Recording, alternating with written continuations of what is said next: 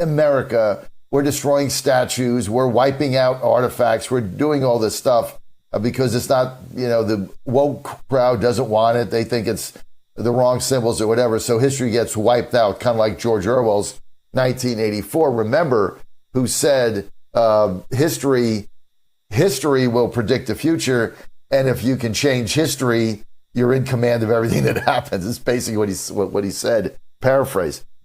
Tell us about, in the CCP in China, the total destruction that the communists have done of culture, of history, of religion, everything. That's why we want to share about this, because we don't want to see the country that we live in become like another communist country, like the one we see inside China.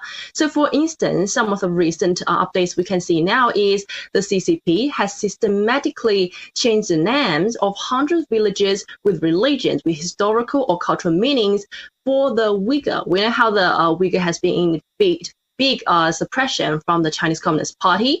And now the names that resonates with the ideologies of the Chinese Communist Party is being pushed onto these villages, onto these streets, onto these landmarks that belong to the Uyghurs and their cultures, and also for the surrounding regions.